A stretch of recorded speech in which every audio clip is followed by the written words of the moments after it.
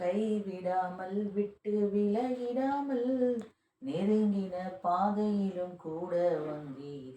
வார்த்தையினால் நீர் சொன்னதெல்லாம் கரங்களினால் இன்று நிறைவேற்றுவீர். நன்றி நன்றி சொல்வோம் உயிர் உள்ளவரை, ஒன்றும் குறையாமல் காத்திடும் நல்லவரை.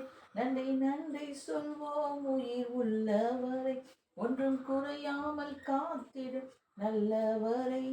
நன்றி சொல்லி உம்மை பாட வந்தோம், உம் காருண்யத்தை என்னை போற்ற வந்தோம். Praise the Lord. எல்லாம் எப்படி இருக்கீங்க? நல்லா இருக்கீங்களா? இந்த நாளிலும் நாம் தியானிக்க போகிற வசனம் மத்தேயு 7வது அதிகாரம் 24வது வசனம். ஆகையால் நான் சொல்லி இந்த வார்த்தைகளை கேட்டு இவைகளின்படி செய்கிறவன் எவனோ அவனை கன்மலையின் மேல் தன் வீட்டை கட்டின புத்தியுள்ள மனுஷனுக்கு ஒப்பிடுவான். ஒரு வீடு கட்டணும்னா அதுக்கு பார்த்தீங்கன்னா நல்ல செங்கல் வேணும், மணல் வேணும், அப்புறம் கம்பி வேணும்.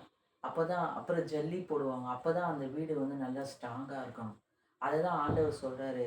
ஒரு வீட்டுக்கு எப்படி கட்டுறதுக்கு இந்த பொருளெல்லாம் தேவையோ அதே போல் நம்முடைய வாழ்க்கையில் நம்ம எதுலேயுமே நம்ம விழுந்து போவாது இருக்கிறதுக்கு ஜெபம் வேணும், வேத வாசிப்பு வேணும், ஆலயத்துக்கு நம்ம சரியாக கரெக்டாக போகணும், தேவனை தேடணும்.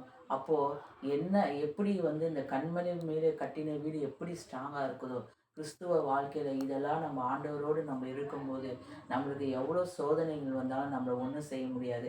அதே தான் அந்த கீழ் வசனத்தில் பார்த்தீங்கன்னா அதை தொடர்ந்து நம்ம வாசிக்கும் போது பெருமழை சரிந்து பெருவெள்ளம் காற்று அடித்து அந்த வீட்டின் மேல் மோதியும் அது விழவில்லை. பாருங்க, எவ்வளோ சோதனைகள் பிரச்சனைகள் வந்தாலும் ஜெபிக்கிறவர்கள், வேதவாசிக்கிறவர்கள், ஆண்டவரோடு நெருங்கின வாழ்க்கையில இதெல்லாம் வந்தாலும் அவங்களுடைய விசுவாசமோ ஜெபமோ தோல்வி அடையவே அடையாது. ஏன்னா அவங்களுடைய பெரிய நம்பிக்கை கர்த்தர் நமக்காக எல்லாவற்றையும் செய்வார். கர்த்தர் மேல அவங்க நம்பிக்கை வைத்திருப்பாங்க. அதனாலதான் எவ்வளோ எல்லாவற்றையும் அவங்க அதுலேருந்து தாண்டி போவாங்க. இதுவே பார்த்தீங்கன்னா அந்த 27வது வசனத்தில் பார்த்தீங்கன்னா பெருமழை சொரிந்து பெருவெள்ளம் காற்று அடித்து அந்த வீட்டின் மேல் மோதின போது அது விழுந்தது. பெருமழை மணல் மேலே கட்டின அந்த வீடு பாருங்க, மணல் மேலே வீடு கட்டும் போது அது பார்க்கறதுக்கு நல்ல அழகாக தான் இருக்கும். ஆனால் ஒரு காற்று அடிக்கும் போது மழை வரும்போது அந்த வீடு அப்படியே சரிந்து விழுந்துச்சு. ஏன்னா அவங்கக்கிட்ட ஜெபம் இல்லை, அவங்கக்கிட்ட விசுவாசம் இல்லை, அவங்கக்கிட்ட தேவனை தேடுகிற அறிவு இல்லை. அதனால் அவங்களுடைய கொஞ்சம் அவங்களுக்குள்ள ஒரு பலவீனம் வந்த உடனே, கொஞ்சம் அவங்களுக்குள்ள ஒரு பிரச்சனை வந்த உடனே இந்த மணல் மேலே கட்டின வீடு போல அவங்களும் சரிந்து விழுந்துறாங்க.